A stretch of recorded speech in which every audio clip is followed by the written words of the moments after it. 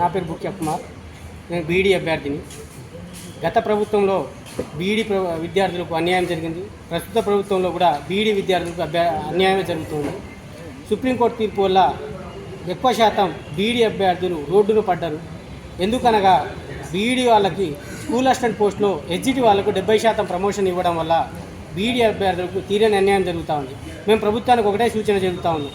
B Ed వాళ్లకు న్యాయం జరగాలంటే 100% రిక్రూట్మెంట్ బీఈడీ వాళ్ళతోనే భర్తీ చేయండి స్కూల్ అసిస్టెంట్ పోస్టులు. అది ఏ విధంగా అంటే ప్రైమరీ ఎడ్యుకేషన్ బోర్డుని సపరేట్ చేయండి, హయ్యర్ ఎడ్యుకేషన్ సెకండరీ ఎడ్యుకేషన్ బోర్డుని సపరేట్ చేయండి. ఆ విధంగా చేయడం వల్ల ఏంటంటే బీఈడీ అభ్యర్థులకు 100% రిక్రూట్మెంట్ జరుగుతూ ఉంటుంది. ఎన్ఈపి 2020 గైడ్లైన్స్ ప్రకారం 5+3+3+4 అనే దాన్ని 5+3 ప్రైమరీ ఎడ్యుకేషన్ సపరేట్ చేయండి, 3+4 సెకండరీ ఎడ్యుకేషన్ సపరేట్ చేయడం వల్ల విద్యార్థులకు బీఈడీ విద్యార్థులకు న్యాయం జరుగుతూ ఉంటుంది. గతంలో చేసిన జియో 1999లో చేసిన 98లో చేసిన జియోనే జియోనే ఈ ప్రభుత్వం ఇంప్లిమెంట్ చేస్తాం.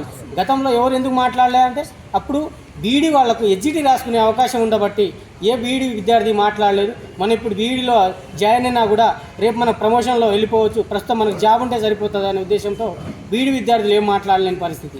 కానీ ఇప్పుడు పరిస్థితి మారిపోయింది. బీఈడీ విద్యార్థులకు రిక్రూట్మెంట్ ఎస్జిటిలో అవకాశం లేదు, స్కూల్ అసిస్టెంట్ పోస్టులోనే పోవాలి. ఇటు పోనీ బీఈడీ వాళ్ళు చేసిన వాళ్ళకి స్కూల్ అసిస్టెంట్ వాళ్ళకి ఇంటర్మీడియట్లో ప్రమోషన్ లాంటిది ఏమైనా ఉన్నాయంటే అది లేదు. అది లేకపోవడం వల్ల 30% రిక్రూట్మెంట్ డైరెక్ట్ రిక్రూట్మెంట్ ద్వారా బీఈడీ విద్యార్థులకు తీరని అన్యాయం జరుగుతూ ఉన్నది. ఇది గమనించి రాష్ట్ర ప్రభుత్వం ఇప్పుడు లక్షల కోట్ల లాంటి ప్రాజెక్టులకు సంబంధించి గంటల్లోనే జీవో మారుస్తున్నారు. అదేవిధంగా నిన్న క్యాబినెట్ మీటింగ్ జరిగింది. మీరు ఇట్లాంటి నిరుద్యోగుల పట్ల మాట్లాడాలే కానీ ఆ యూనివర్సిటీల పేర్లు మార్చడం వల్ల ప్రయోజనం ఉండదు. విద్యార్థులకు న్యాయం జరిగినప్పుడే విద్యా వ్యవస్థ పటిష్టంగా ఉంటుంది. ఈ ప్రైవేట్ విద్యా వ్యవస్థకు మీరు విచ్చలవిడిగా పర్మిషన్ ఇవ్వడం వల్ల ప్రైవేట్ విద్యా వ్యవస్థలు పెరుగుతూ ఉన్నది.